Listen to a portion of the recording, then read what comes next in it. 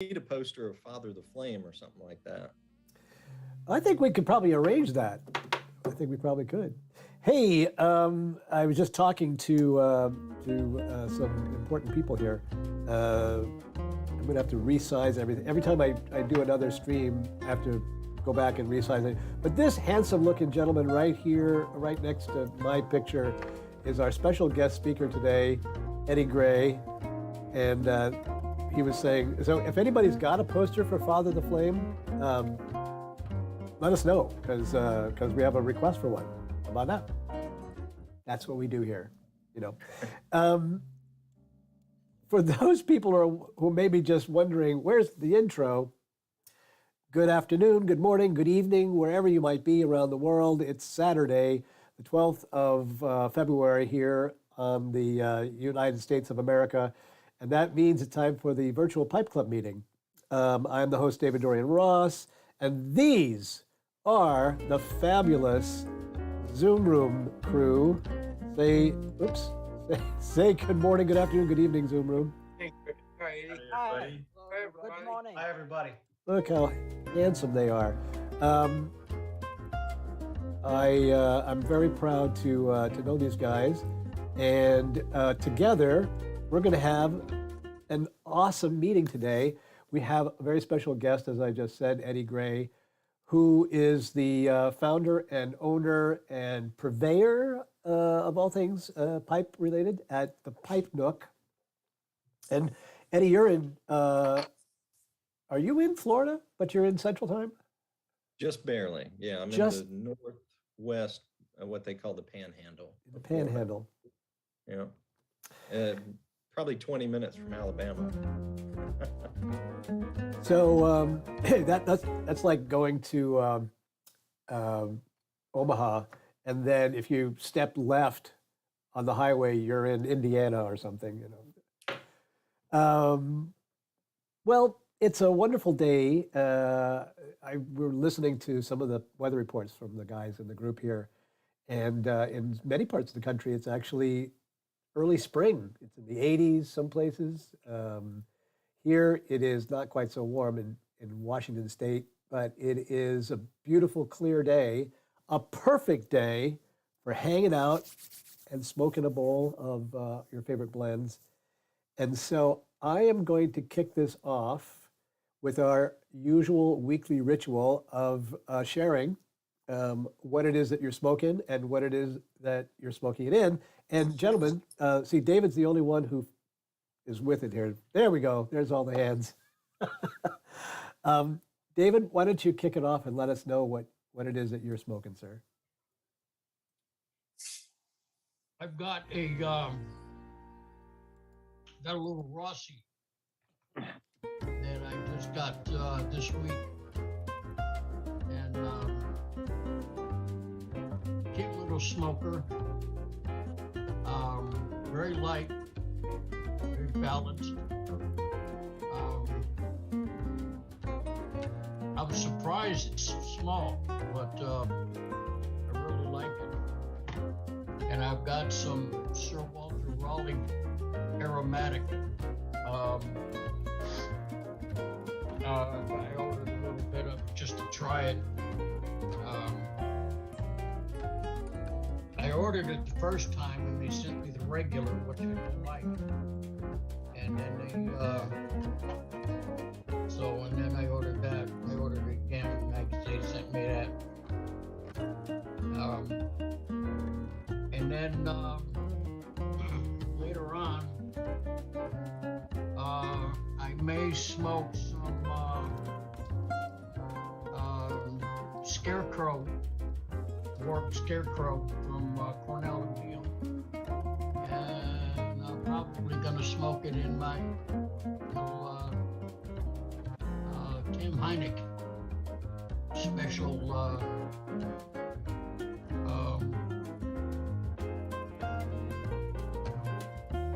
my little handmade here that Tim made. I don't smoke that enough. I really like that. Got a good grip on it. I'll tell you what, when it looks like that, it looks a little bit heavier than it really is. And I'll tell you,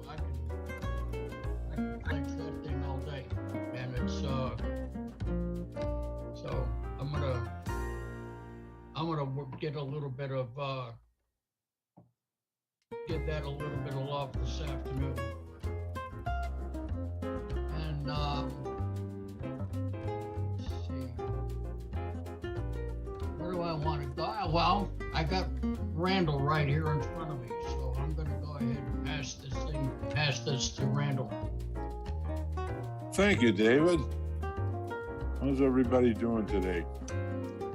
I'm talking early spring, man. It's just it's brutal outside here today.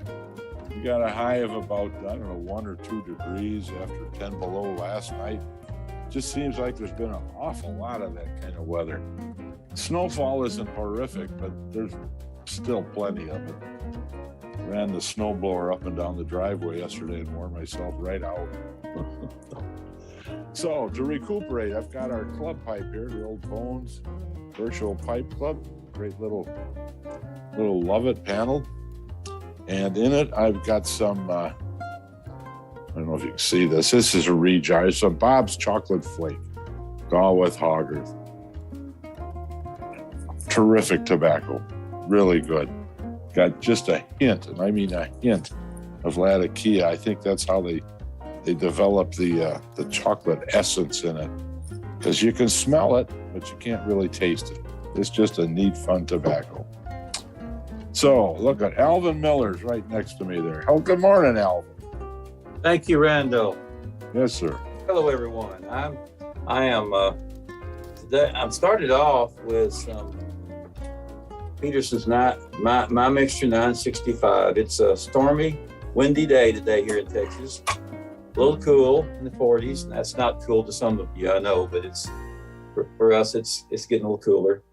And so I'm smoking, starting off with Englishes, and I'm doing it in my Costello Ciroc. And if I still need to light up again before our session's over, I will probably jump to my Friday Savinelli on Saturday. And that's the one, Eddie, that I got from you. Thank you, Eddie, for having somebody not pay their bill and have one left over. So I was able to get it. Well, I can't take credit for that, but good on you. Thank you, sir. For all Okay. you guys that are cold and windy and not too good, it's going to be bright, sunny, and 82 here. So There you go. So let's see. My friend Dave Klein in Florida. Take it away, David. Thank you, Alvin.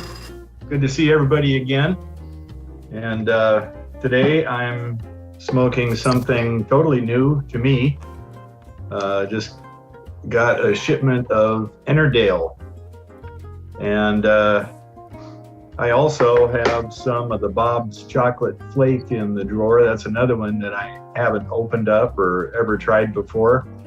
And today I'm just smoking in my little corn cob here. I read that Ennerdale can really ghost a briar pipe or a meerschaum pipe. So I thought I might dedicate a Missouri meerschaum to it.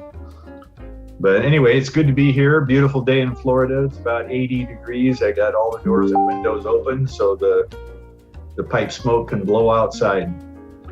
And let's see, I'll pass it over to Kent, the wheeled piper. How about that? How are you doing, Kent? Doing great. Thank you, David.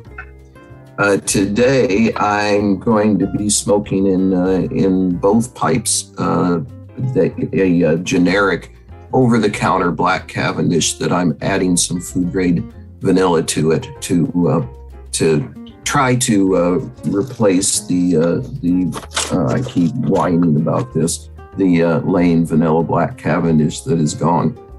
So when I get this project done, I'll quit whining. Maybe I'll find something else. But the first pipe I'm going to smoke this blend in is a CPF, Colossus Pipe Factory, full bent well pipe. And it was made between 1883 and 1898. And I just got it. and cleaned it up, and it's ready to smoke, and it's a great smoker.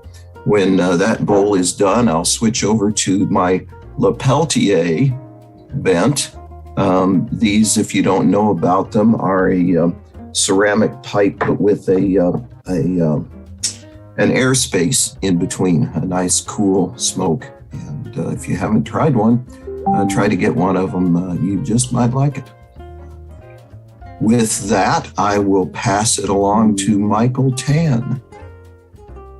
Well, thank you. Today I heard was National Plum Pudding Day. So I've got some bourbon barrel plum pudding in my new Edwin's pipe that I'm blaming on DDR still, so the wife doesn't take it out on me. And it is kind of cold here in California. As you can see, I actually have my long shorts on instead of my short shorts. And so with that, let me see who I see with their hand up. Let's pass it over to Dimitri. Dimitri, good to see you this morning, sir. Hello, everybody. It's a beautiful day in New York. It's 59 degrees. That's about 15 degrees centigrade. I'm starting with McClellan 3 Oak Syrian in this bamboo pipe made in Thailand. And after that, I'll switch to John Cotton double pressed Latakia in this Viprati pipe, which I bought from Luigi Viprati on April 25th, 2014. He actually signed it for me. And let me pass the pipe to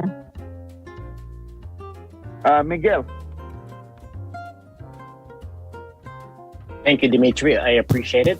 Good morning, good afternoon, good evening to everyone. I am smoking a Castello Collection Shape 41, Ocho de Pernice, and with a Solani 656.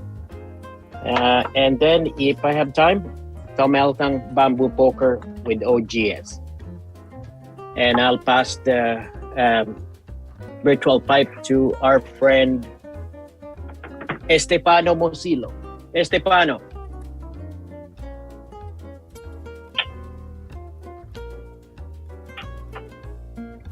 I think you're muted, Estefano. Now? You're good, Stefano. Can you hear me now? Okay. Hi, everybody. Good evening from Roma. I'm smoking an old Charlatan with fresh Toscano like usual for me. And I have a little curiosity. I found this old book about tobacco for pipes, but it's so old that the great part of tobacco is not more productive. So it's only a curiosity. It's only a theory, but it's interesting study. And so I passed the pipe to Glenn. Hi there. Thank you. Well, today I'm smoking my made in England 1937 Chadwick from Wally Frank. It's a nice, about half of it straight grain, but lots of fills, which I scrubbed out and I left them as a token to Mother Nature. And my fuel for today is antique pressed Syrian from J. Jones Hermit Tobacco Company. It was made in 1999, so it's very mellow. And Glenn, before you pass that on, I want to just comment on something I've noticed. So we've been doing this ritual for quite a number of months now. I think we started last year, I think. So what I've noticed is that the regulars like Glenn and some of the others, are getting more and more sophisticated and esoteric in the tobaccos that you're bringing out. Not to malign Miguel's favorite Virginia, which is just like a basic, but like even Miguel comes out sometimes with something that's like, I don't know that I've ever heard of that before, but sounds delicious. So Glenn, thanks for bringing that blend today, because I've never heard of that before. How is it? Delicious. Yeah, it's very good. Antique press Syrian cake. And I knew Jay and Louise for many, many years from attending the Chicago show, and they were great people. Jay was a little grumpy, as most of you who know him remember, but Louise is an absolute delight, and they both make great tobacco. Glenn, I got an offer for you. I'll wash your car for 1 week just to see the cellar. Just to see your cellar. I'll wash the car for 1 week. That's not a problem. I can't even see it. There are boxes and cupboards and whatnot that I haven't opened in 10 years. So that's amazing. Well, Glenn, go ahead and pass it along then. You're up for the. Well, let's see. Sean McConnell looks like he's got his hand up, so I'll pass it on.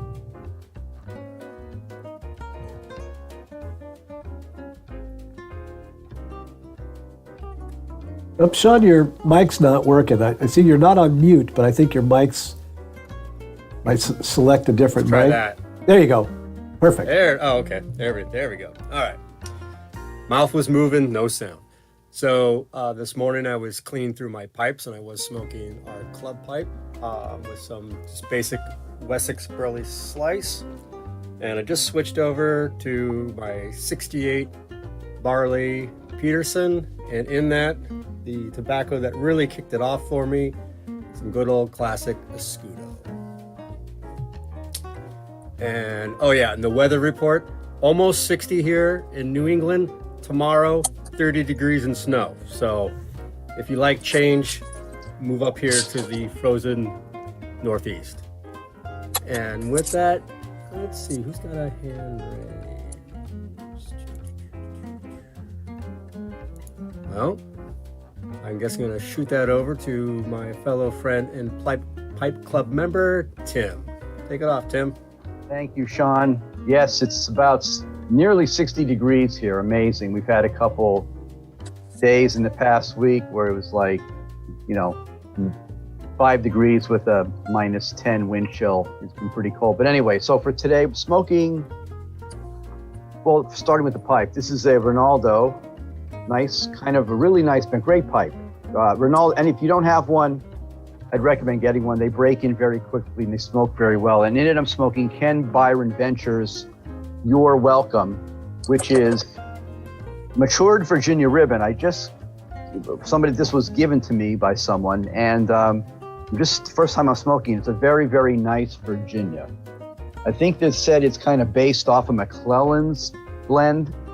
And after that, I'm going to go with the Peterson Deluxe 4S. I'll probably have an English in this because I like to do light Englishes in the afternoon. And with that, I think I'm going to pass the virtual pipe over to Steve Spent.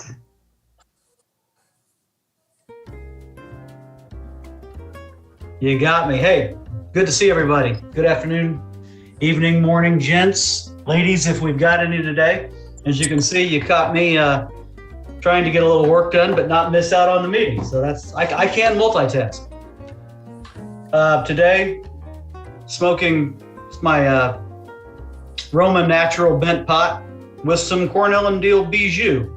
Not a bad blend. First time I've cracked a tin of that, and pretty nice. I will pass the pipe to Ramachandran. Thank you. All from India. Today I am smoking my Wawin or Wawin. I don't know how to pronounce it correctly. Wawin Kaleta, in which I am smoking one of my favorite McBaron's Hitch's Old Dark Fight. And if I'm able to pull through it, I'll go in for my newly acquired pickaxe medium, which though looks very tiny, but can pull through for almost 1.5 hours. Quite deep. I'm having a favorite vapor of mine, Poplar Camp by L&D. Now with that, I'll pass it on to Steve Huffman. Baba Chandran, I just want to say that the beard's rocking, brother. The beard is looking great. Oh, thank you. I agree. Right? That's Thank you. Thank you, Didier. Hey, thanks, Ramachandran. Hey, I'm smoking today. Weather report first. It's about 28 degrees in Springfield, Missouri, and I'm enjoying my Aaron Go Bra Limerick 1001, and in that I'm staying with the Irish theme and trying some early morning pipe. So I've heard about it, and it's just tried it the other day, and it's really mild, and I like the flavors. All right, and let's see, who else can we pass this along to? I think it's everybody. I'm not sure. no. We've got a couple more Nope. here. Let's see. Sergio, I think, hasn't gone yet. Yep. Everyone. It's been a while. I have not been here with you guys, but I have watched the videos. I've been busy, but today, this morning, it's only 12? It's noon here, 12:30. I'm smoking. It's the first time I tried this Virginia, straight Virginia. It's called, let's see, where is the, not good on this. Backwards. Well, the hamburger beer master, right? That's a good one. Yes, it's the first. I'm just about to start with this one, and I have this new pipe that I'm breaking in from Castello. I love this shape. It's shape 31. This is the hot spot for me on the length. It's the perfect length that I like and the size of the chamber. It's a Ciroc. Real nice pipe. So I start in the morning really good. And then I haven't picked the next one. I was having problems getting connected, so I didn't even have a chance to see what's going to be next, but we'll see. All right. Okay, I don't know who wants to be next here. Let me take a look. I don't think Dennis has gone yet. Okay.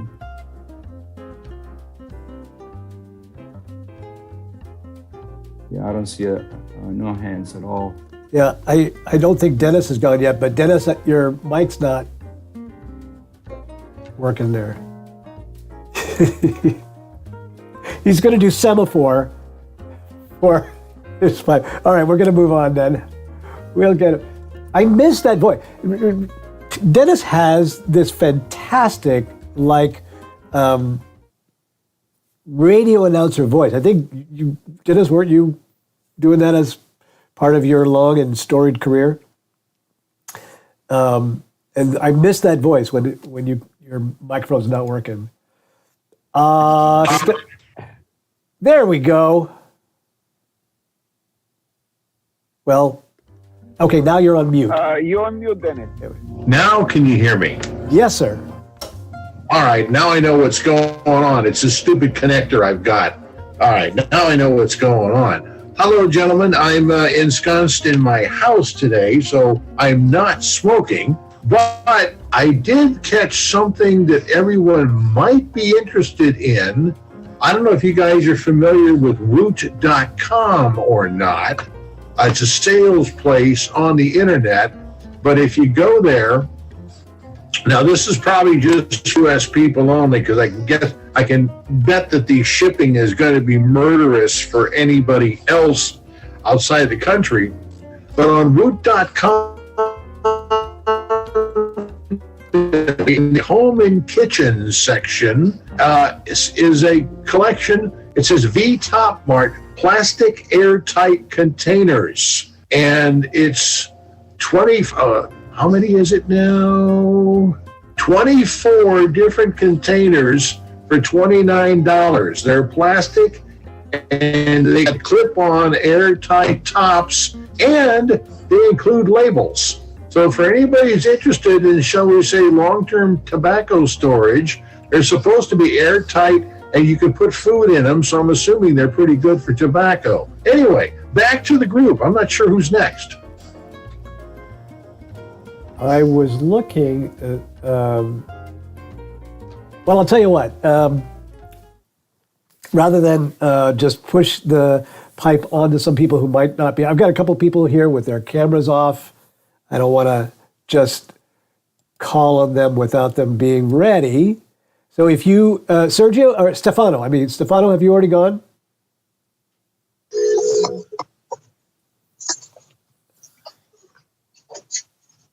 Stefano Mosio. Yeah, yes, he did. Oh, yes. Okay, well, Chris Sharp is here. Hey, Chris.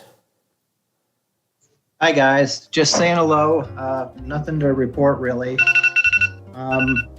But just looking forward to our guest and just wanted to be live. You know, it's a little better live than not live, you know, even though I sometimes catch up on stuff I haven't seen before. But just greetings and just all that good stuff. But I won't take too much time. Appreciate it, though. Ducks. Awesome. Hi, Shane and Ducks. Well, here's our friend Janos. Janos, what are you smoking today?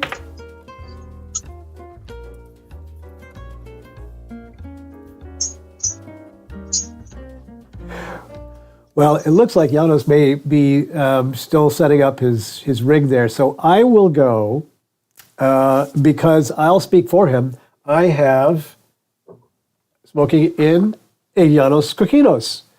So I was saying this before, just before we started, that I'm inside today. The last couple of weeks, I really made an attempt to stream from the smoking shed, but we had a lot of connection problems and sound problems and whatnot. So I thought we'll just do it from the main rig here.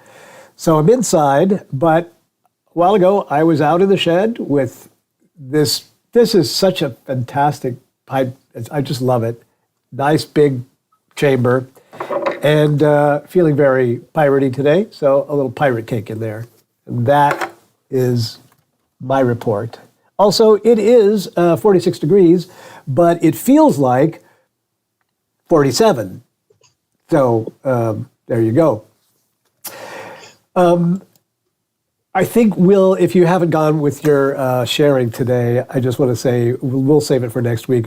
And also all of you over there on the following us on the live stream on Facebook and YouTube. First of all, great to have you on. I've been following your comments and whatnot, and a lot of people out there smoking some good stuff there too.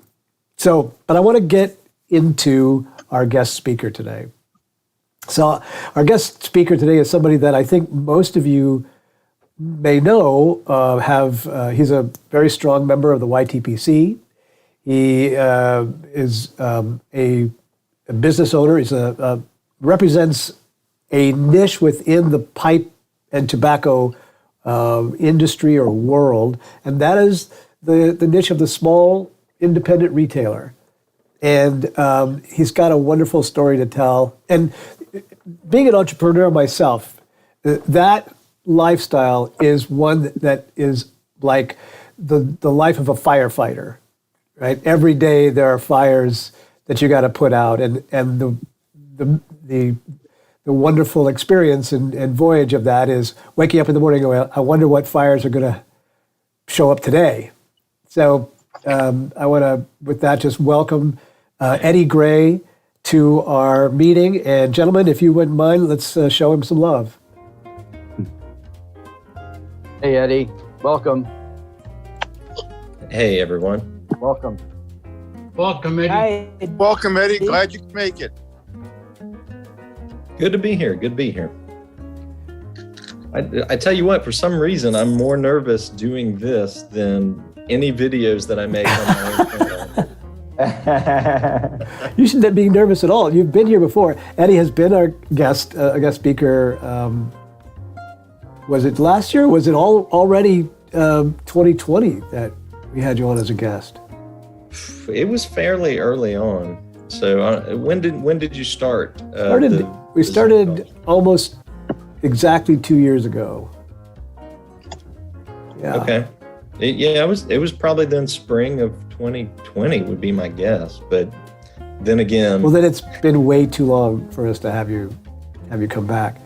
So let's do this. Let's start it this way. For the 3 people watching today who don't know your story and who you are, can you fill us in on your background and then how the Pipe Nook got started, and we'll take it from there. And don't be shy about telling stories about other people. That's just fine.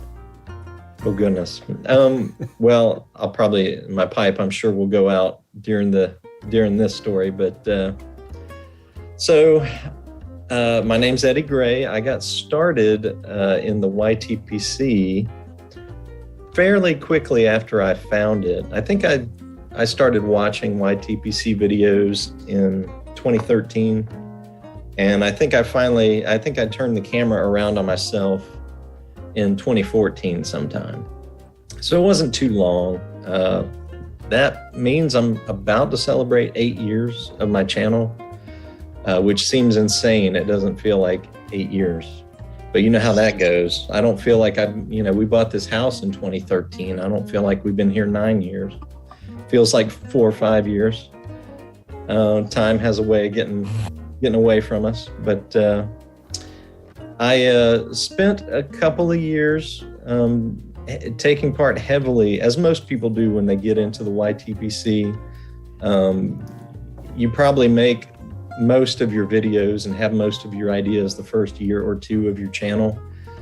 And that was no different for me. And then I had the idea kind of gestating, so to speak, to start a small online pipe store. And part of that was seeing that here in my hometown in Pensacola, Florida, I was watching every place that carried pipes close one by one. And the last one we had here in town was the Tinderbox. And they closed up after, that place had been in business for 35 plus years. Oh, you must have mute the music.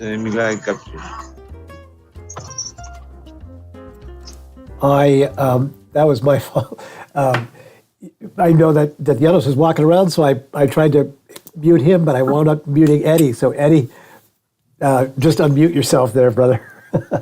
Sorry about that. There we go.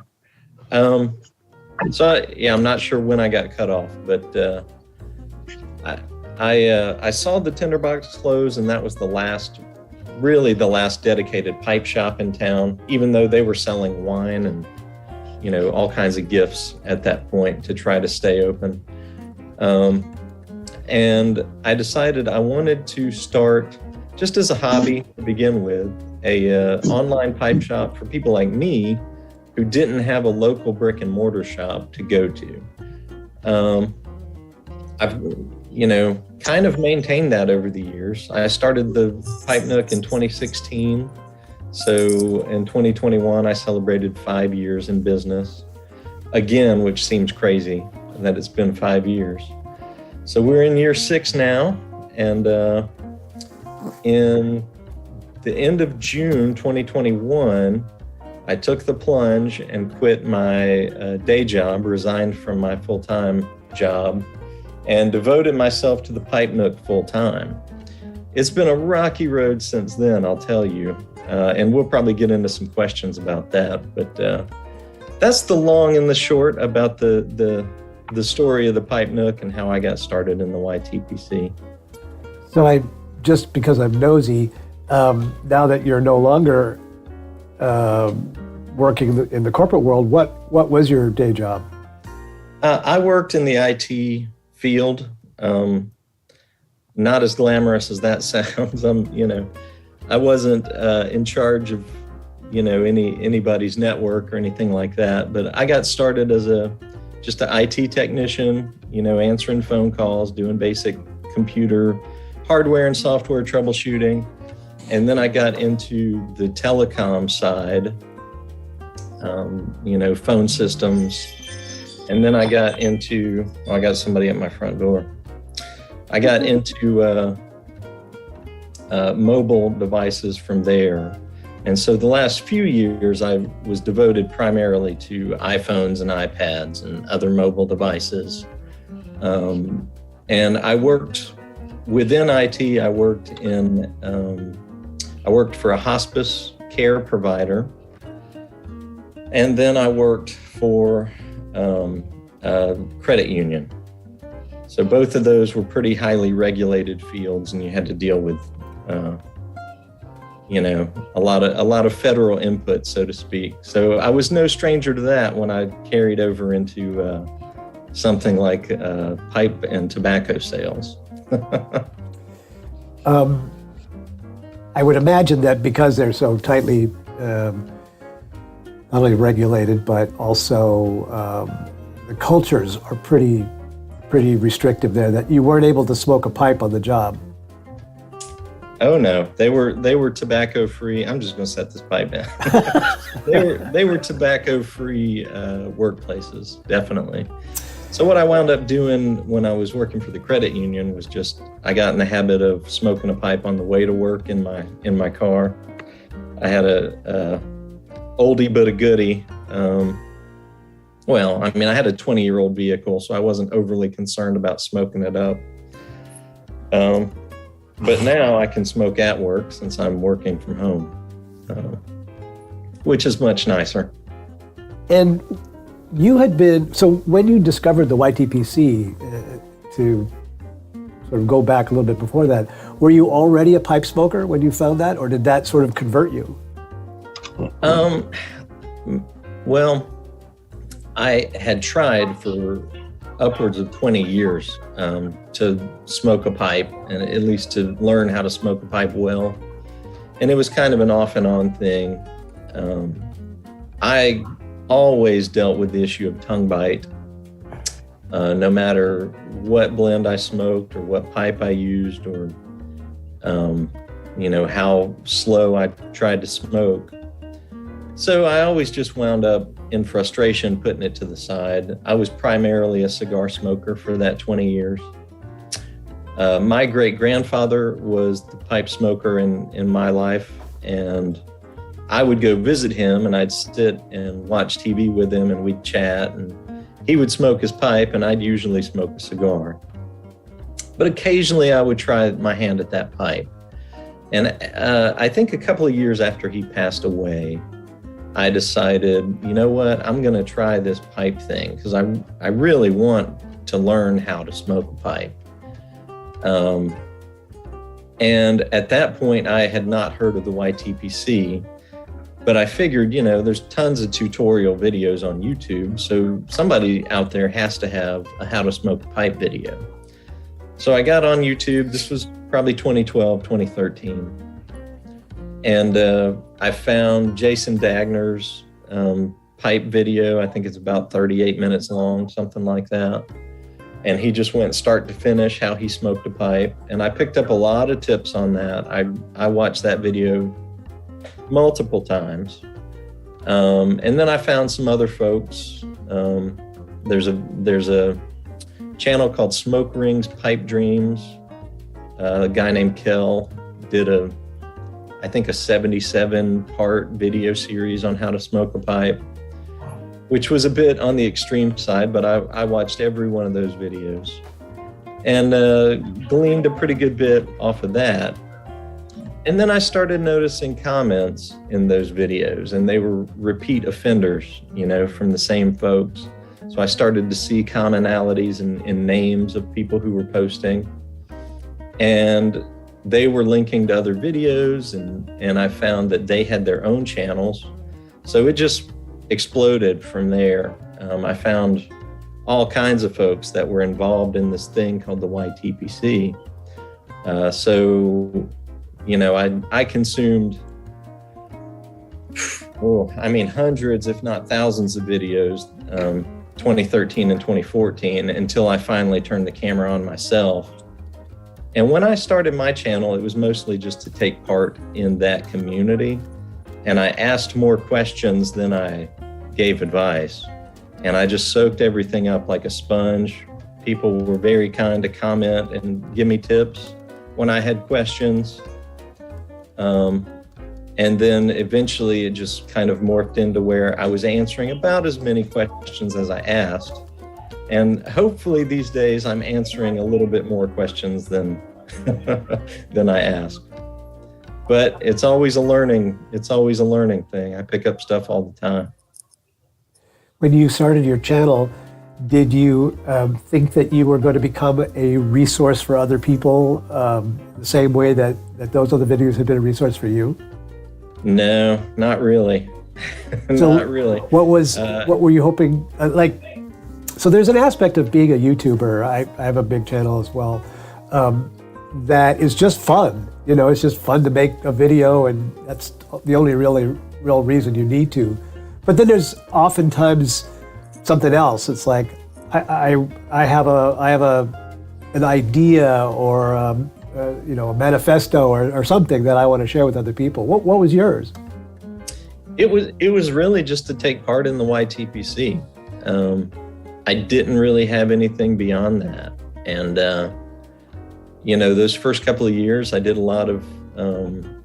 I did some giveaways, and I did a lot of VRs to people, video responses to different questions and contests and giveaways and that kind of thing. And just made some good friends in the YTPC. And it just kind of morphed into, there just came a point where I was like, I think I have some knowledge to share at this point. But that took some time. That really took some time. And I'll be honest, even today, sometimes I've got that imposter syndrome of like, does anybody really care about my opinion on on this stuff? I think a lot of us deal with that. But yeah, that was how it got started. And then it just kind of morphed into, these days it's, half taking part in the YTPC and half, giving news about the business. Awesome.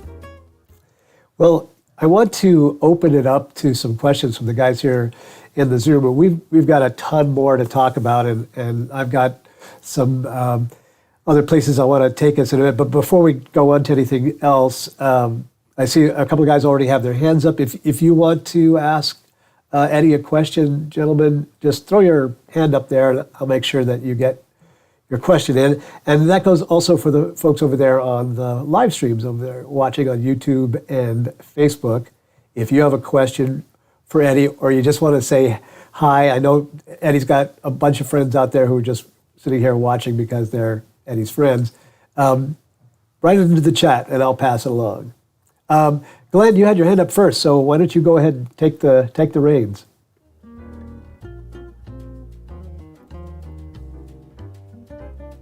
I know nobody can understand me because I have a wicked sinus infection.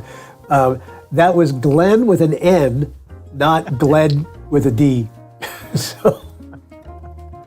Well, thank you very much.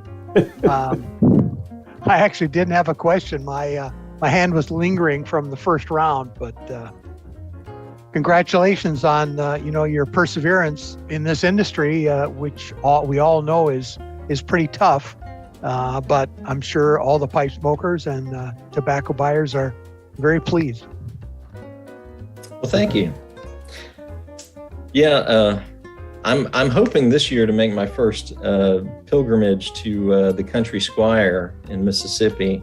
And you better believe I'll have a list of questions as a small business owner for John David. He might not want to see me when I come. I'll be loaded for bear with questions. I know John David. He's going to love it. He's going to want to hang out. Christopher Sharp, you're next, sir. Hi, I heard you were having trouble selling tobacco online. I didn't know if you were able to unwind that cluster yet or what you were doing, and I was going for you.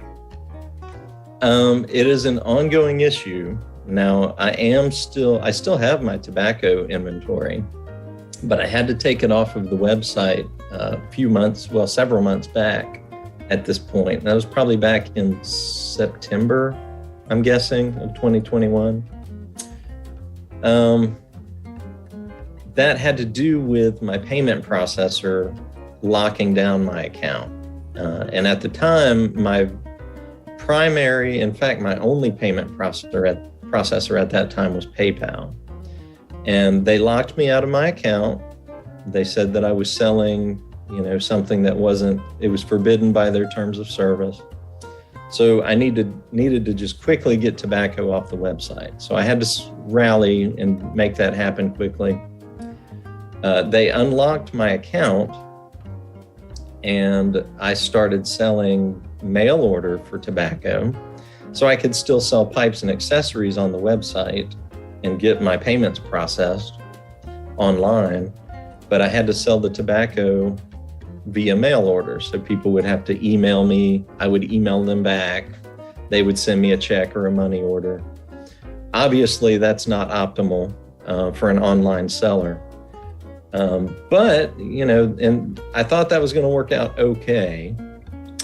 And then out of the blue, PayPal just deactivated my account. After they had put it back in place, they deactivated it. So I fought with them, with their customer support, and tried to escalate and this, that, and the other. It was just a no-go with PayPal. So since then, I went through 2 other payment processors that were available to me on the e-commerce platform that I was using to host the website. And both of them closed my accounts very quickly. They let me open them, but then they closed them after review for various things. One was, I think, for selling tobacco of any kind, whether it was mail order or not. I was using my website to sell tobacco, even though it was only mail order. So I got deactivated from one of those for that. The other one, called Pipes, drug paraphernalia. So they deactivated my account.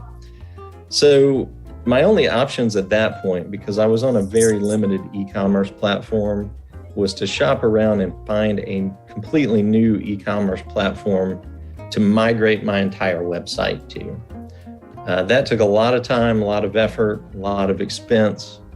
So I wound up with, the site is now live on a new e-commerce platform that allows payment process. I have a payment processor through them that allows tobacco sales. However, and this is partly just hoops to go through, and partly I've been dragging my feet on it. I was initially approved for pipe and accessory sales with the understanding that to add tobacco back to the website for online sales, I have to present documentation, which would be no problem, but I also have to present a letter of opinion from a lawyer in my state, the state of Florida, that has gone over my documents and can give the legal opinion that I'm a legitimate business that, is licensed to sell tobacco products online. I haven't made a ton of headway with that, but hopefully this next week or 2, I'll have that letter again, and then I can move towards putting pipe tobacco back on the site finally. So that's where we're at now. I don't know if it's this way with every issue or if it's just that nobody wants to deal with the topic of tobacco. I had a hard time getting lawyers to contact me back. I've left messages and all that kind of stuff, and nobody wants to call me back. So finally, I've gotten some personal recommendations, and I think we're at the tail end of it. Well, but that's the long story of all of that. I was going to make sure that we talked about this. So, Chris, thanks for bringing that up, and Eddie, thanks for sharing that. Sure. One of the things that we started talking about at the beginning of the year, we had Brian Levine on, And Brian was suggesting that one of the really important things that clubs like ours could do is what he called being the vocal minority, to be a sort of grassroots lobbying organization, or not even organization, grassroots lobbying community. And within this community, I know that there are attorneys, and I'm sure there are attorneys in the state of Florida who smoke pipes. And so, this would be in the future where you, Eddie, but also other people like Eddie could turn to, I think. And I think, 6 degrees of separation in this group right here in the Zoom room, I'm sure that, somebody knows somebody who is a lawyer. Because I think it's the consensus here that we all want you to succeed and thrive. And specifically, it has to be a Florida bar lawyer. Right. But yeah, I haven't committed to a specific lawyer yet. So if there are any recommendations for a Florida-based lawyer, definitely, hit me up, send me an email. My email is thepipenook@outlook.com. And that's how you know how old Eddie is. Hey, come on. At least it's not an AOL. Yeah. Listen, my personal email address is still Hotmail. Randall's been waiting patiently. Randall, what's your question, brother?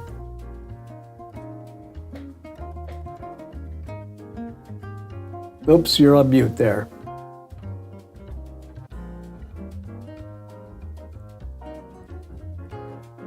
Not yet, still muted. Still muted, Randall. There's some pretty large online retailers that I have used with PayPal. No problem at all. Mm. You know the big guns, who they are. And they readily take it, and it's no problem. No problem at all. But that was just a side comment. My real thing I want to salute you, man. You are one of the few people in this country that supports pipes with filters. That is quite rare. There's a few, but by and large, nobody advocates it. But you do, and specifically the balsa ones. And I love them. I tell you, I just love them. There's lots of nice pipes online that I'd like to have, and I look, filtered, no. I drop it. I'm not interested. Yeah. And that's just a neat thing, and I salute you. Well, thank you. You bet. That's kind of a very small niche within a very small niche. It is. I've kind of put my focus on. Probably more than half of the pipes I sell are filtered in some way, whether 6 millimeter or 9 millimeter. Right. So yeah, that's I am happy that I'm able to fill that niche within the community, especially. Super. Thanks, Randall. Miguel, you got a question there? Oh. Hi, thank you. I just got a quick comment. I noticed actually, Eddie, that the pipe cabinet behind you, that looks like a matches 860. Everybody asked me about it. Somebody actually in my YouTube comments the other day mentioned, that I had matches cabinet, but this is actually, and I didn't even intend for this. I didn't know how close this cabinet was to John's cabinet when I ordered it, but I wanted a pipe cabinet for many years, and I found a seller on Etsy several years back that I wanted to order from, because you guys know if you look at specific cabinets made for pipes, they can go up into the thousands of dollars. Oh yeah. This one was an Etsy seller, and I think I got this for $850 shipped, which is not a small expense for me, but I finally decided to pull the trigger and do it. Now, John's pipe cabinet is very similar to this one, very similar. And like I said, I didn't even notice that until after I had it. But I picked out the wood and the color and the hardware and all that. And I don't know if that was a subconscious thing or what, but I did wind up with basically John's pipe cabinet with a few tiny differences, but it is kind of cool. It is kind of cool. Now, I wish I had John's pipe cabinet. That would be amazing. Yeah, I just want to commend you for what you did for the Matches 860 673 Sabinelli. I mean, you are a class act individual, Eddie, and I admire you as you are the true definition of a small business. And I know by quitting your full-time job, you're gonna increase the amount of business that you're in. And again, I just want to commend you for what you did on that 673 pipe dedicated for Matches 860. Thank you. I appreciate that. How many pipes can you put in that? What's the capacity of your cabinet there? It's a 56 pipe cabinet. And it's full? What is it? Oh, it's full. And there's extras on the side over here. That was my next question. Yeah. I probably got about 100 pipes at this point. I got up to about 130 and decided that was, for me, a bit overkill. So these days, if I add a pipe, I typically sell a pipe or give one away. Well, you have the inside access, right? Speaking of which, one of the questions that came in on YouTube was about Rattray's pipes. And if someone was looking for a specific Rattray's, could they order it through you? Yes. In any of the brands that I carry, if I don't have a pipe in stock or keep that particular line or shape in stock, I can certainly do a special order. I would like to do my legwork and make sure that pipe's available at this time before I have somebody send me a payment for a special order, because during these last couple of years, inventory's been so crazy for so many manufacturers. Rattray's is one that I'm having a hard time keeping in stock now, not only because of the standing inventory issue having to do with this worldwide phenomenon, but also they've had a U.S. distribution change recently, so it's kind of a double whammy. I can get them, but I need to check because I have several models back ordered right now. Awesome. The Breyer Report is watching us over there on YouTube, and he commented that yesterday was John's birthday. So I had forgotten. Oh yeah, that's right. Brief. Alvin, what's your contribution there, brother? Thank you, DDR. Eddie, pleasure having you on the show. Thank you. Glad to have you here. I do have a question for you, Eddie. Of course, I'm a filtered pipe smoker, and that's one I just wanted to share. What Randall's comments. Thank you for having a pretty decent selection of filtered pipes. I had the opportunity to order a couple of your Sabinelli unfinished, and I really enjoy those. They're really great pipes. I'm a motorcyclist, and that's usually what I take on my trips because they're just real handy and they naturally color and enjoy them. And I noticed that. I guess have you had a supply issue with acquiring those? It seems like there was a period of time where you were having trouble stocking those. That is such a sad story, but I had the Series 3 unfinished Sabinellis back ordered for several months, and finally got the word back. I mean, I had completely sold out of them to the last pipe, and they were gone. And several months into the back order, Sabinelli finally told me they had decided to discontinue that series. And again, they weren't forthcoming with why that was. I have a theory that they're just having a hard time with obtaining enough Breyer. And maybe they're using a lot of those Ebichons for their Rossi pipes. I don't know that. I don't know that for sure, but for now, the Series 3 unfinished pipes are discontinued. And that's a real shame because they were my best-selling pipes. And especially the ones that were 9mm filtered. I had to special order those directly from Savinelli. They weren't readily available here in the States until I brought them over. I am looking for a suitable replacement for those pipes. Candidly, though, that all comes down to capital.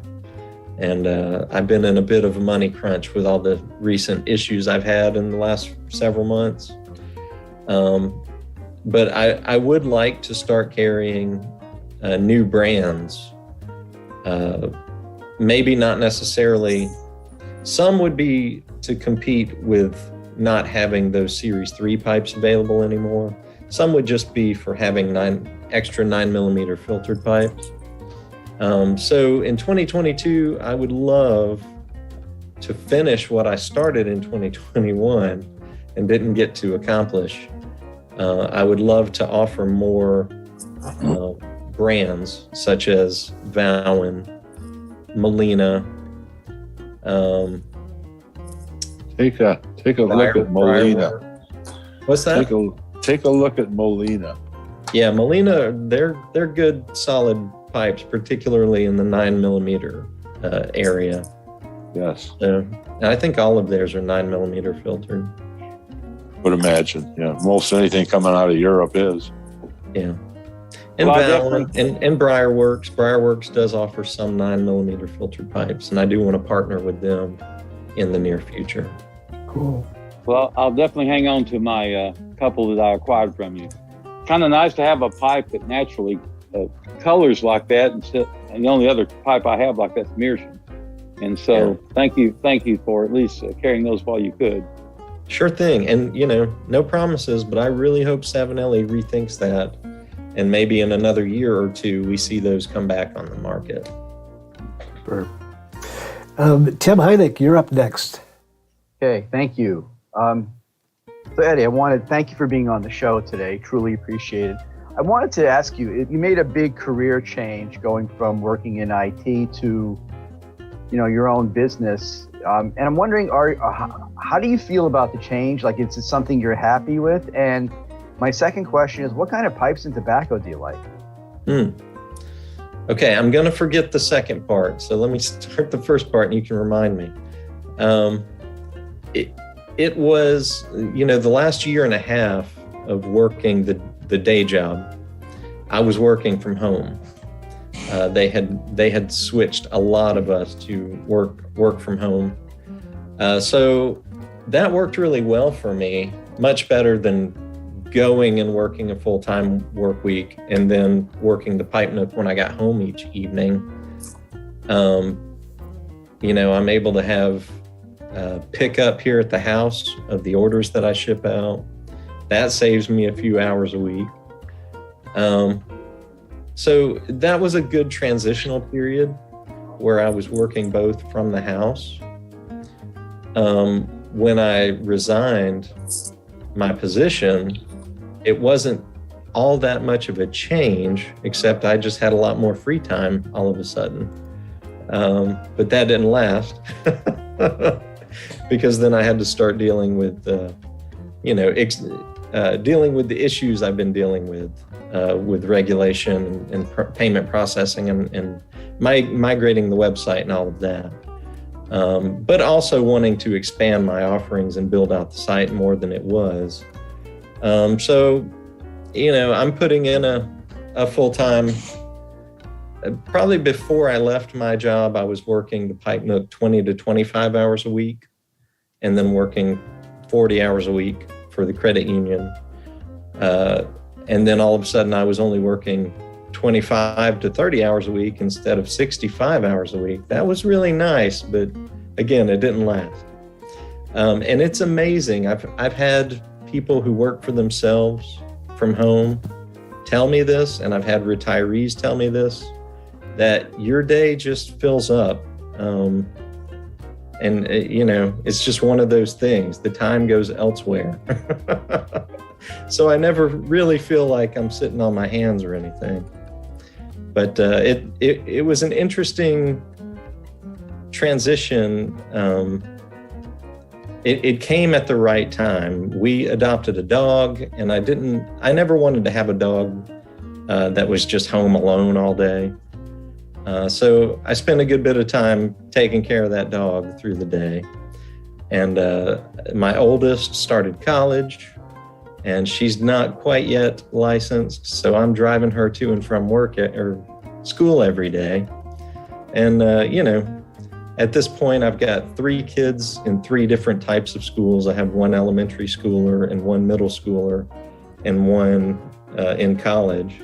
So there's always somebody to pick up or drop off somewhere. So most days of the week, I just sit and scratch my head and think, how did I fit a full-time job into this mess before? It just seems impossible. Well, thank you. Tim, you had the other half of your question there. Yeah, the other half was, what kind of pipes and tobaccos do you like? So the vast majority of the pipes that I smoke these days are 9mm filtered, and I use 9mm charcoal filters. That, like I said, for many years, I had an issue with tongue bite. Charcoal filters completely eradicate the issue of tongue bite for me. And opinions vary as to how much or how little that affects taste.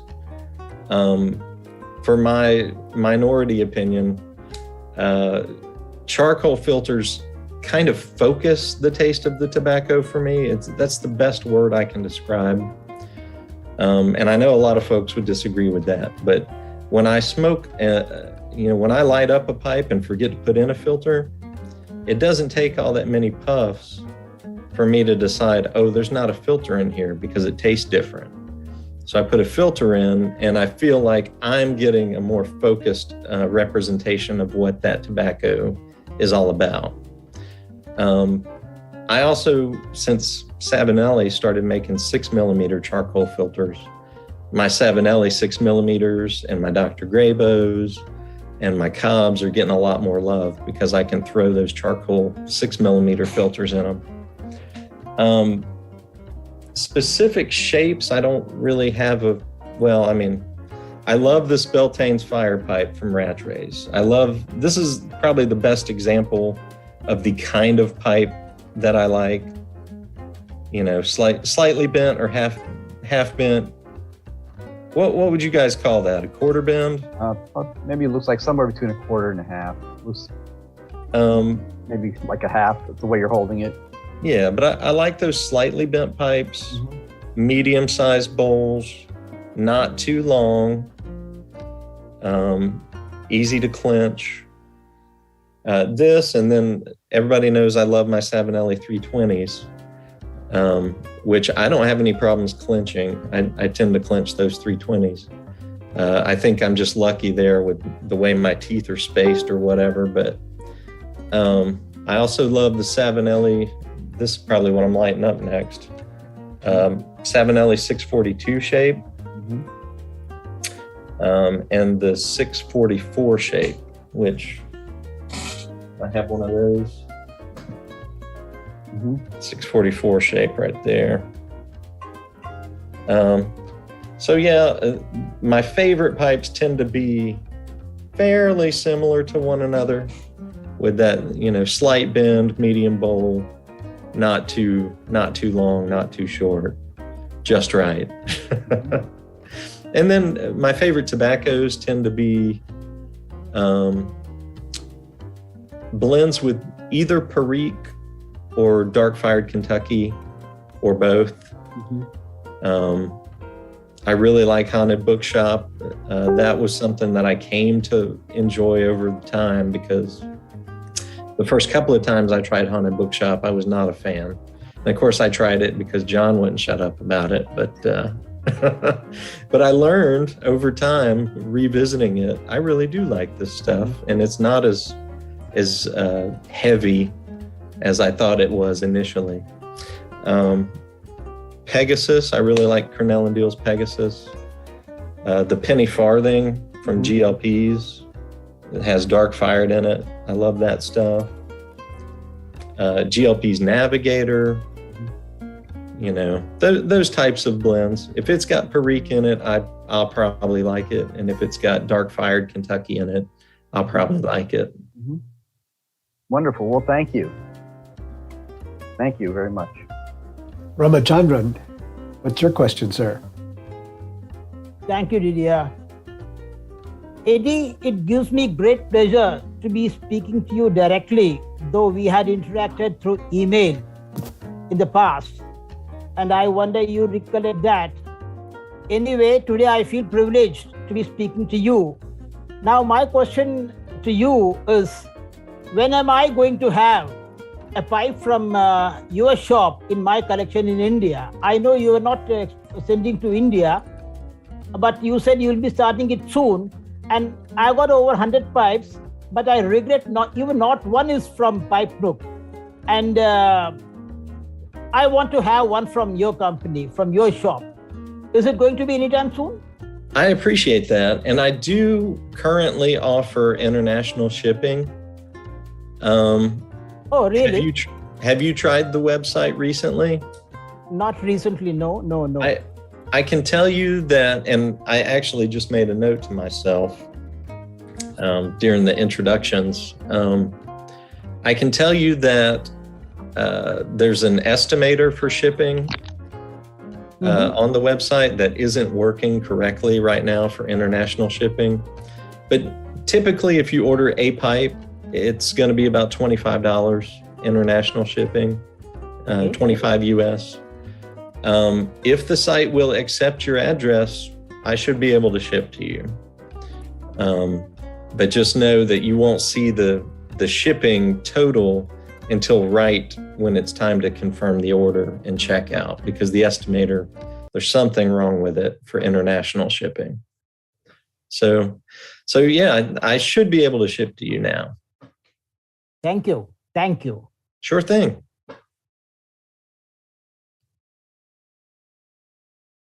Now, most of my international shipping is from Canada, some from England and Germany and places like that. But I have shipped pretty far and wide at this point.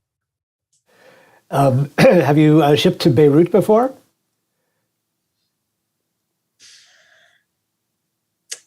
Seems like I shipped one to Beirut for the matches pipe.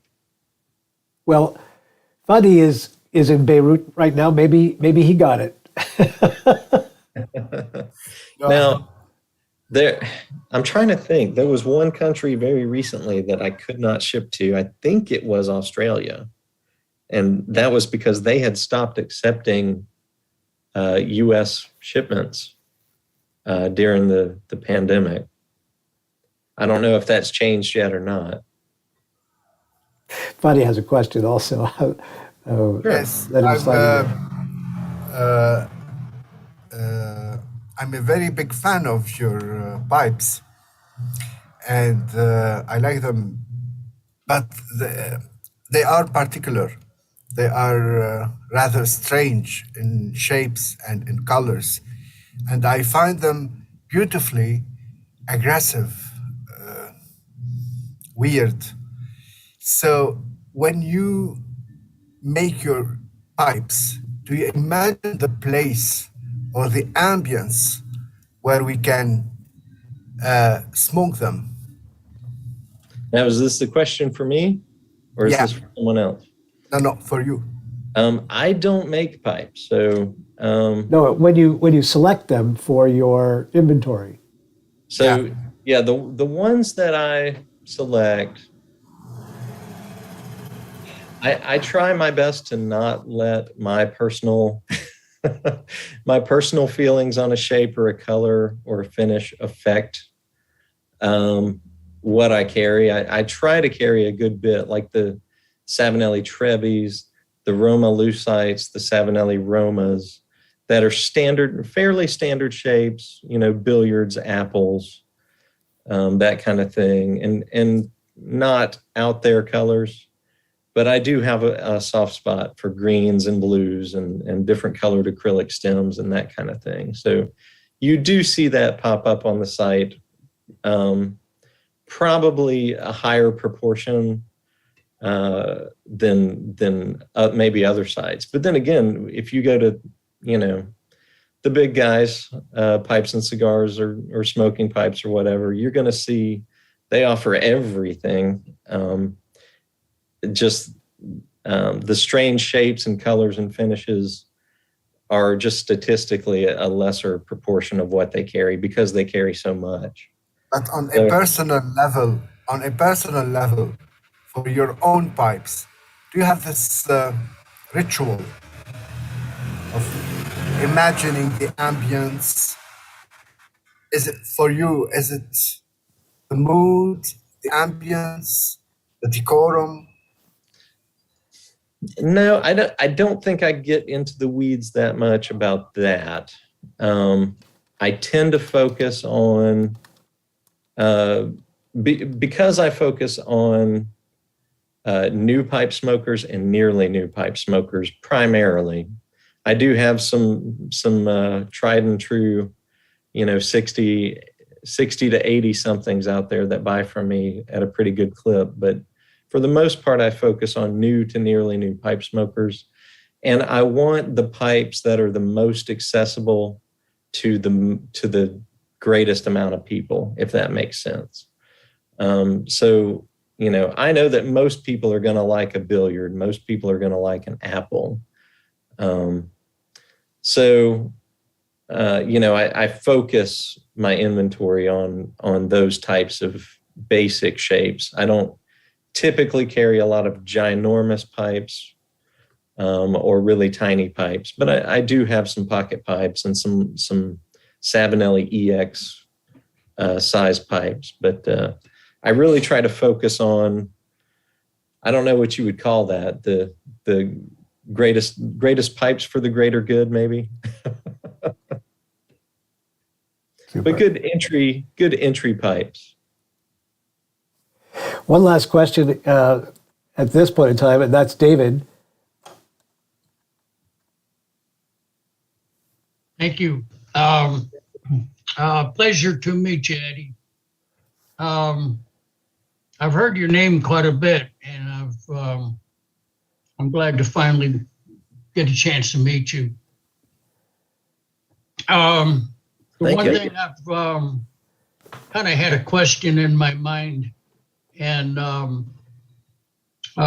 it just came to mind, so I figured I'd take the opportunity to try to ask it, is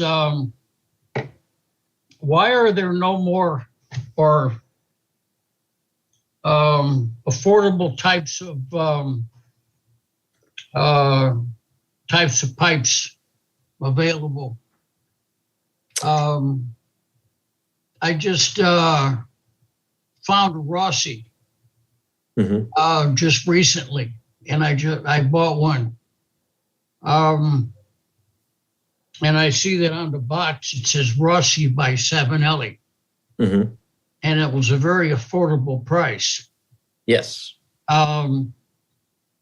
Why are there no more brands like that around that are a quality pipe, affordable price, advertised in more, say, for example, more pipe shops or more pipe websites, or without having to go to something like a tobaccopipes.com and just settle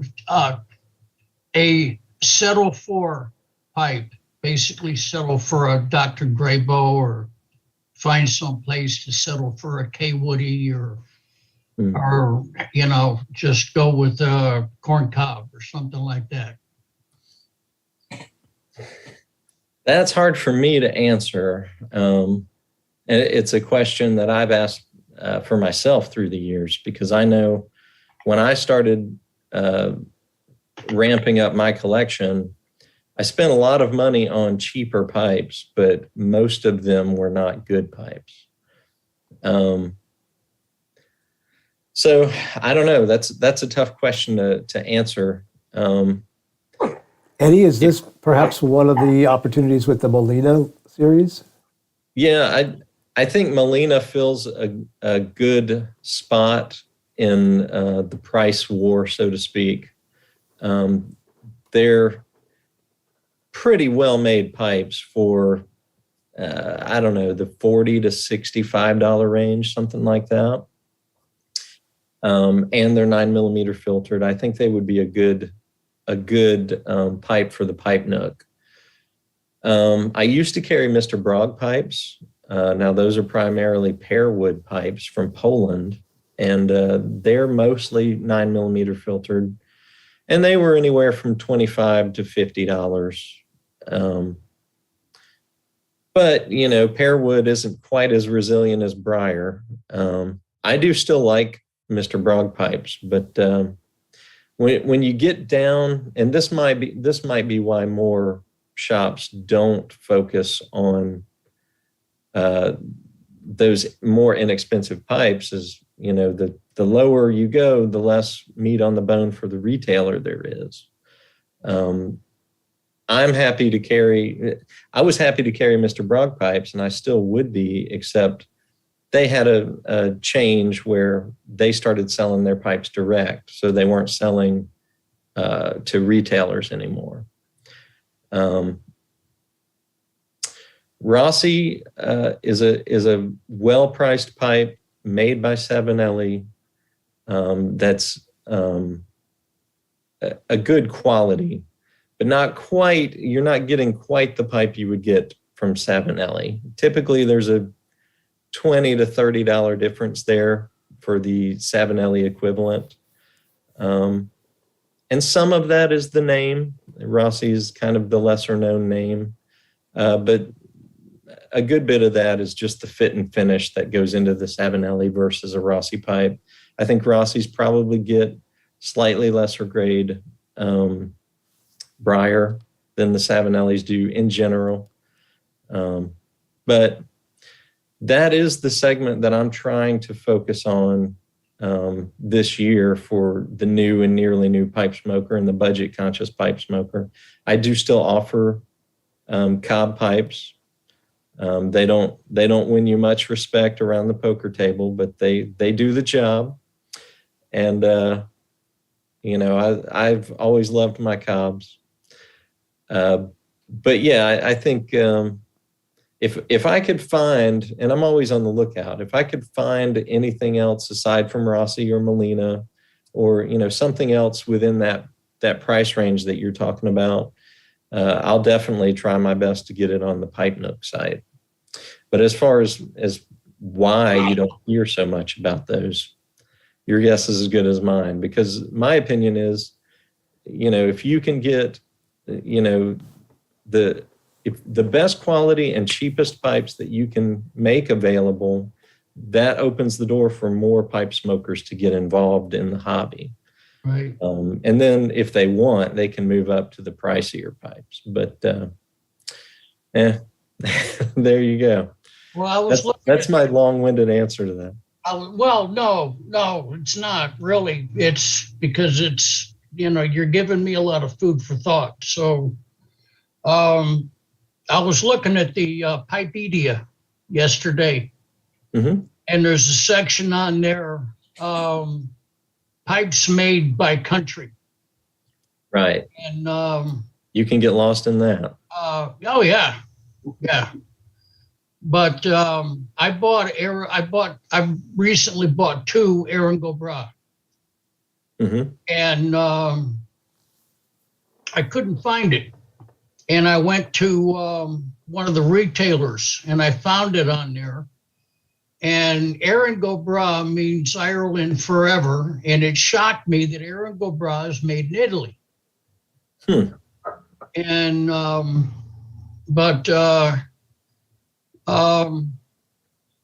I was on Pipedia looking for them, and I was looking under Ireland.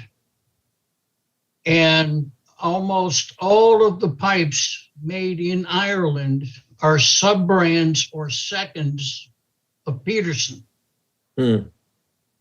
And I'm wondering, if you go by all of the lists of all the countries like Italy, like Savinelli, like all of the, Castello, like all of the, different pipe brands, what happens to seconds of a pipe brand? Do they just go to waste, or are they sold under a different name, or are sub-brands still being sold, or seconds still being sold under a different name? Or, what's the story on them? For seconds, for things that get pulled off from a particular brand because of, some sort of defects in the briar or what have you. Sometimes it's so bad they just get burned, they get destroyed. Sometimes they get sold, under different names or to different distributors, like Chris Morgan. That's where the Bone series comes from. I think that's still in his write-up on his website. I hope I'm not telling on him there, but could be. I just never saw it. Yeah, but that's what the Bone series is about, is basically making good smoking pipes out of just, not quite as pretty briar as it would have been if it were still branded. A lot of local pipe shops, and I know there's not that many left, but local pipe shops still have basket pipes for sale, and they won't be branded. They'll just say Italy or France or whatever on it. So that's where some of those go to. They get finished out, but they don't get branded. Yeah. I think I hit a wall with my thought. Well, let me see. We're heading into the last half hour of our meeting today, and I thought maybe I would steer us into a couple of other questions. By the way, David, thank you for your question over there, brother. Eddie, where you're sitting right now is the Nook, isn't it? Is it not? Yep. This is pretty much where I've got a poker table in front of me here. This is where I smoke. This is where I answer emails and do my desk work, so to speak. And this is pretty much the angle of the West Parlor that I put in my videos. A little bit different because I'm on my laptop instead of my phone and a tripod. But yeah, this is where I smoke 95% of my pipes here. Now, over the years, you sort of rearranged that corner a bit. It seemed to me like I used to be able to see some of your retail inventory. Did you move it, or are you just at low inventory right now? No, I don't think I ever had inventory back here. I may have had my. I have done some rearranging since I got the pipe cabinet, but you may have been able to see tobacco tins better in the past and things like that. There may have been pipe boxes back here, but they were my pipe. Oh, because I was going to ask you if you'd give us a tour, but well, I would have to go into the house, and I don't know that the family's ready for that. And I'd have to carry my laptop around. All of the inventory, for the most part, except for a few odds and ends that I leave out here, like filters and whatnot. All of my pipes and everything are inside. I have a home office indoors that's, climate controlled and all that. Now out here, I've got a split vent AC/heater unit. So even the West Parlor out here is climate controlled these days, but it didn't used to be that way. So I still keep most everything in the house. I've got some people have a dog room or a workout room. I've got a pipe room. There you go. As with a lot of small business owners, you first begin your business with, a couple of boxes of inventory that you want to turn over fairly fast. How long did it take you to sort of grow until you had stock that, you were filling in for the back end, but you still had inventory to sell? Oh, that's a tough question. I mean, I still don't have the amount of stock that I want. And the problem is I want to keep expanding what I carry instead of doubling down on the shapes that I keep in stock. It would be nice to have 10 of every shape in stock, but that's just not where I'm at right now. What's the matter? Typically, I have 2 to 3 of any one pipe in stock at any given time. Or that's what I order them in, is 2s and 3s. That first year, I mean, I started out with what I would consider very small offerings, and it just grew over time. So I would probably say at the 3-year mark, I was getting comfortable with what I had available. I wasn't always apologizing for not having things in stock and that kind of thing. So yeah, probably about the 3-year mark. Got it. Well, next time you come on the show, we'll have to arrange this beforehand, because this is one of the things people love to see is, like, you know, show us. When we visited tobaccopipes.com, it was mind-blowing. We're just like walking down aisles, and so that was fun. And I'd love to see, you know, how you, it's not only the inventory itself and what the volume is, but like how you imagine your organization system and, you know, fulfillment system and that kind of thing. So that would be, we'll do it next time. We'll set up. And now I visited Tobacco Pipes myself and just went in and introduced myself and got the little nickel tour, you know, and I was just amazed. I was like a kid in a candy store, not only just as a pipe smoker, but as a small business owner. I was talking to those guys, and it was, I think, 4 guys that started tobaccopipes.com. And so right out the gate, they were probably 4 times as big as I was when they got started, and they've grown, you know, pretty exponentially since then. But row after row in a climate-controlled warehouse, and it wasn't a huge place, but it was just, to me, magnificent, you know. Tim, I see you got your hand up there. Why don't you take over there? Yeah, Eddie, you had mentioned poker a few times, a poker table, and not getting respect around the poker. Do you play? Do you play poker? I used to play. I haven't played in a while. I used to host a game monthly for probably several years, and this was at my old house. I had an outdoor building, which had. It didn't have running water, but it had electricity out to it, and we could have a space heater in there. You could still feel the breeze through the rafters or what have you, but we called it the smoke shack, and we'd sit out there and have our poker games. And we would go typically from 5 in the evening till about 1 to 3 in the morning until somebody won it all, you know, but they were low stakes games, just friendly games. But it's been a few years now, I think, since I've been in a poker game.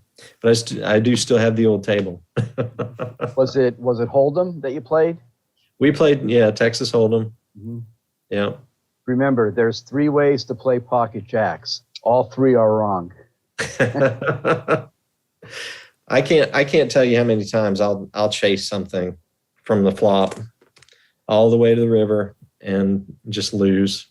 I don't know what that is. I just love chasing a hand. Well, I think that's something that everybody who plays has to try to deal with and manage that. Yeah. That kind of a draw. Kent, I see you've got your hand up too. Yes, Eddie. Now, those who have been on your lives and you've had videos that have addressed these topics, but those who are new to you probably noticed the Goonies poster. Can you talk a little bit about your tastes and intersection, if any, in your pipe world with movies and with music? I don't know that there's a relationship between my interest in movies and television and pipes. Now, I always get excited when I see a pipe in a TV or a movie. My kids get real tired of me sitting on the couch and just going, pipe, as soon as I see a pipe on the TV. But, and that's anything from SpongeBob to old Cary Grant movies. Anytime television or movies want somebody to look smart or contemplative, they'll put a pipe in their mouth, which I guess isn't a bad thing to be represented as. But well, you've had several posters in the Pipe Nook, and I didn't know whether that was an intentional look into you. Well, I don't have The Cult of the Goonies, but this is one of my all-time favorite movies and one of my favorite movie posters. I would like to have some others and cycle through, but again, I like that poster, so it stays there most of the time. Before I had the pipe cabinet, I would have the view so you could see other posters around me. Comic book posters and different movie posters like Labyrinth, Jim Henson's Labyrinth, and that kind of stuff. Music posters. I've still got a few pieces of vinyl back here now, but I just like to keep, some of my favorite things around me when I smoke.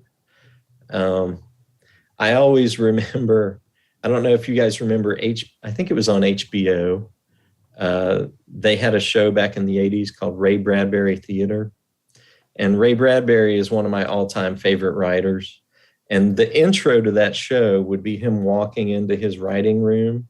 And it was just a ginormous, I think it was a converted 2-car garage that was just full of posters and statues and toys and, just all kinds of stuff that he liked to see. And that's kind of what I go for in my space out here. This is kind of my guy, my version of a man cave. I figured there must be some sort of intersection like that.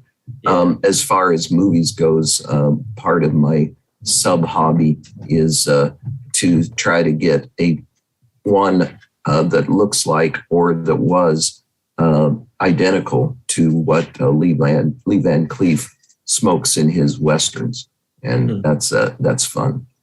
So thank you. Yeah, there are different meerschaum makers that make a Van Cleef model these days. And I'm looking at a couple. I may be able to offer Lee Van Cleef pipes in the near future as well.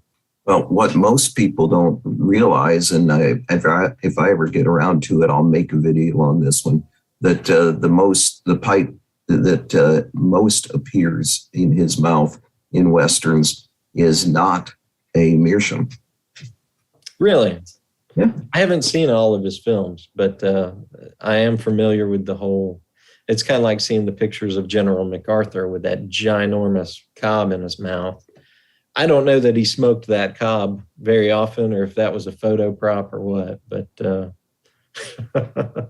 but pretty much everybody thinks of Van Cleef with that, Yep, it is iconic. That burned looking meerschaum. MacArthur almost always smoked a corn cob. He smoked that big one when he was a 5-star general, but when he was a 4-star, he smoked something more along the lines of a country gentleman. That's what I figured. Yeah, that's a photo pipe right there. Yeah. Stefano, I see your hand is up. No, it's not. Oops, you just put yourself on mute there, my friend. Okay. I want to ask you, for a hypothetical beginner, what is your advice, like shape, brand, and tobacco? Well, for a beginner, and I mean, I always harp on this. I can't believe people don't just unsubscribe from me en masse. But for a beginner, I always recommend a filtered pipe, whether that's a 6 millimeter or a 9 millimeter. And that's because I think a lot of people quit smoking before they actually get the hang of it because of the tongue bite issue. And you can start by smoking a charcoal filtered pipe, and then down the road, once you get the basic mechanics down of cadence and packing and lighting and all of that, and tamping, then you can try to smoke those pipes without a filter in place and find out if, tongue bite is an issue for you. Some people I find just are always going to have an issue with that. Some people don't ever have an issue with it. But that's the first thing I would recommend, is just try a filtered pipe. You can always try smoking it unfiltered down the line. And, it kind of sounds like I'm pointing people towards my favorite pipes, and I guess I am. But I would recommend Rossi's and Savinelli's Rattray's pipes that are not large and not pocket pipes, but something in the middle, with a 3/4 inch bore or thereabouts. And well, I always tell people not to, for your first pipe, spend $200 on it. You'll get there if you stick with pipe smoking. But, if you want to start with a briar, I would start with one that's, anywhere from $65 to $85, something like that. Something that's going to be good quality, that you would love to keep in your collection on down the line. Not something you want to just give to the dog to play with. I've had my share of those, so. We're getting towards the time bell, as it were. About this time every week, I bust in to say, now, here's the thing. Not yet. We're not going anywhere yet, so you guys don't run off too quickly. We've still got time to chat with Eddie some more, maybe a couple more questions and whatnot.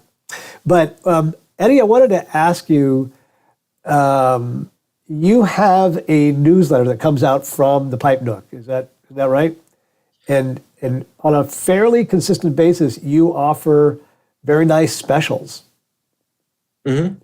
And so I wanted to see if we could get you to give out the talk about that a little bit and give out that information. And for those of you who've been living in a cave recently and not signed up for Eddie's newsletter, this is a good time to do that.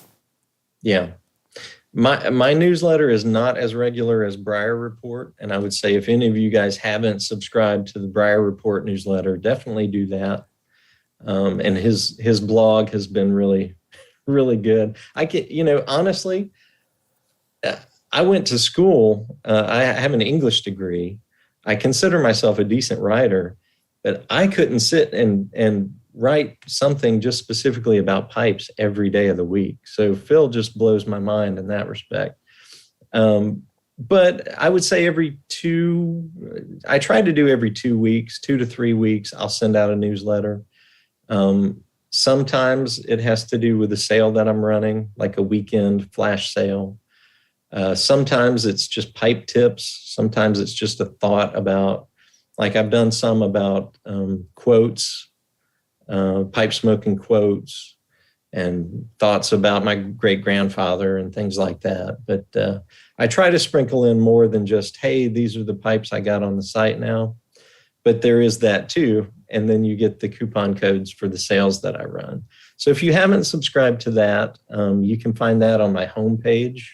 Just go to thepipenook.com and there'll be a section at the bottom to sign up for the newsletter. And, I've signed up for newsletters in the past and unsubscribed in a week because you get 3 or 4 emails. And I don't do that. So I try to make sure to not, spam your inbox with emails. So when I'm hot and heavy on rolling things out, you might get 1 email a week for a time, but that won't last. So typically it's every 2 to 3 weeks. The idea that there is so put this all in context. So Eddie's got a small business online pipe and tobacco retail store that you could go to. It's not as big as the big players, but that also gives him a little bit of flexibility to do things like offer sales in a sort of regular fashion. And it's great to be able to get, a surprise every week. It's like, he's, I guess ordered 3 too many tins of, Carolina Red Flake. And so we're going to get that as a special. So I'm just plugging the Pipe Nook here. You should, if you haven't already done so, before today's meeting is over, go to the pipenook.com and sign up for the newsletter. It's well worth it. I know Randall's got a question. Let Randall ask a question. Then I got one last one that I want to ask before we wrap up today. Okay. I don't know, but I'll ask you anyway because you're in Florida, and only because you're in Florida. You know where Vero Beach is? I don't know where it is. It's a long way from you. I would think a long it's way south. from you on the Atlantic coast, way down there. And I'm just wondering, there used to be a shop there called the Pipe Den. And I don't know if it's still there or not. And I was just curious if you knew, being a Floridian. Vero Beach. Now, the closest pipe shop to me, I think, is in the Tampa area, and Edwards Pipe Shop. Where'd you say Vero Beach? I'm curious to see how far away that is from me.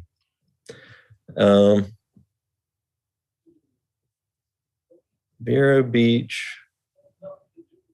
Oh, that's is that closer to Orlando than I thought? That's about 7.5 hours away, something like that, 8 hours away.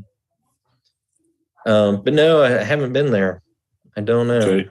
Well, it was an older gentleman, and somebody did a video and put it online, and he had some pretty traditional, nice briar in there. And I just wondered if it was still there, because I know how rare it is and all that. Didn't used to be, but it is now. Yeah. And I thought it was neat. So thank you.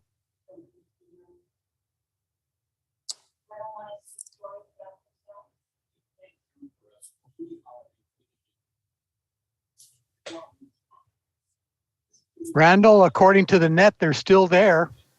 They're open daily from 8:30 to 2 p.m. That's pretty cool. That's awesome. Great. That's great. Didn't realize I had And my Glenn. microphone turned off there. I wanted to say, Randall, thank you for your question, because we here in the Virtual Pipe Club, it's been a great opportunity to support the retailers in this industry, both the online retailers and the brick and mortars, especially brick and mortars, because they're a dying breed.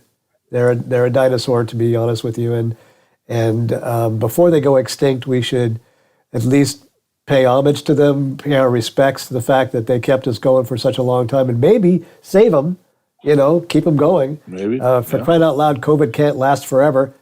Right. Just saying, God, just saying. Had to put my words. Eddie, I wanted to wrap this up maybe just because we're getting close to the time.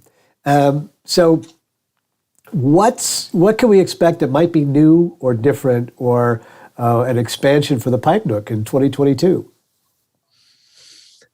Well, I mentioned a few brands that I'm interested in bringing to bear. Vallon pipes, I do want to start carrying. Briarworks, I do want to start carrying. And Molina pipes.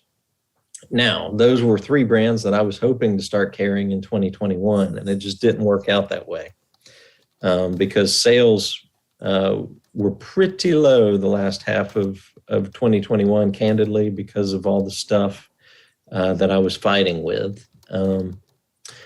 Things are gaining ground now, but really, I don't think I'm going to get the kind of capital I need to introduce.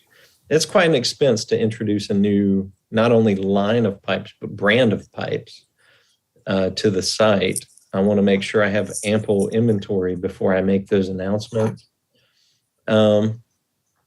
And I don't think I'm going to get there until I can get tobacco back on the website, because I know I'm losing a lot of sales because tobacco can't be purchased directly from me online, along with the pipes and accessories.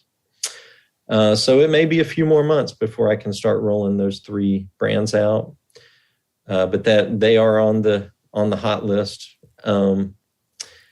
I have a new series that I'm planning with Peterson, and that's all I can say right now, but it is going to be a Pipe Nook exclusive. So you guys look out for that. Hopefully I'll have that in the next couple of months available.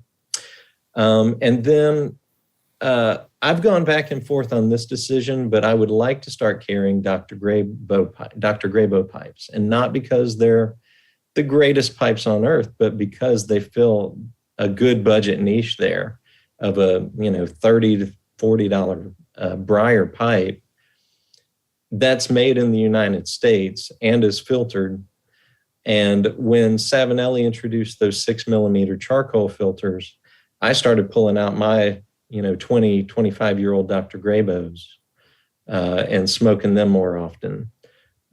So I do want to start carrying Dr. Graybos, partly for sentimental reasons and partly because they fill a good lower budget space.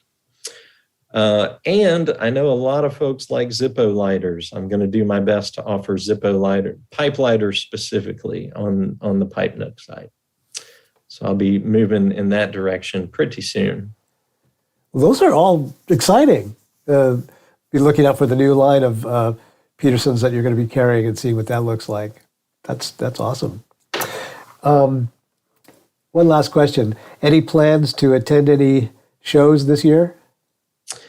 If I do any this year, like I said, I'd really like to go visit Country Squire. They don't do a pipe show that I'm aware of, but I would like to go visit.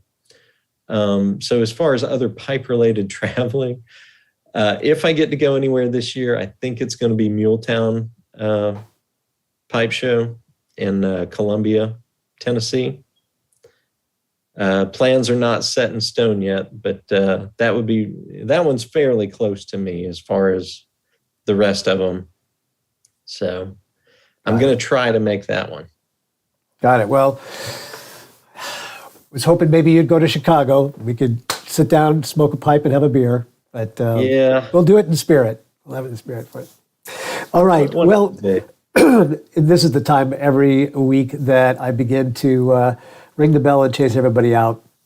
And for those of you watching over there on Facebook and YouTube and wondering, why are we just stopping?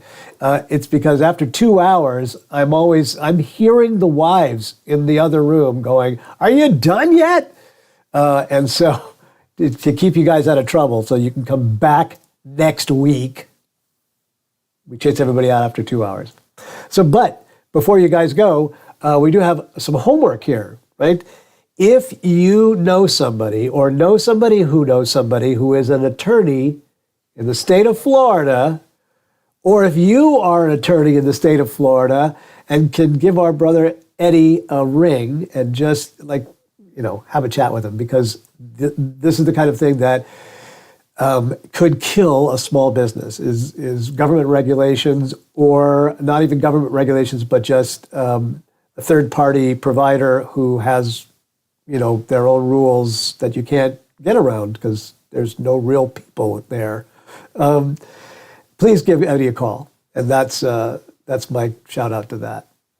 All right, as I say every week, no religion or politics that we go to in the Virtual Pipe Club, but whatever you decide to do that keeps you safe and healthy in this time of pestilence and plague, please do it. Wash your hands, wear the mask, get the shot, stay in the basement, take the wormer. I don't care what you do. Just be safe and be healthy, and we'll see you guys next week. Thank you, guys. See you, everybody. Thanks, Eddie. Thank you. Thank you, Eddie. Thank you, Eddie. Thank you, Eddie. Thanks for Appreciate having me. it, Eddie. Eddie, thank you so much, brother. We'll see you soon. See y'all next week. Hey, guys. Bye. Thank you, Eddie. See you guys. See you. Take care.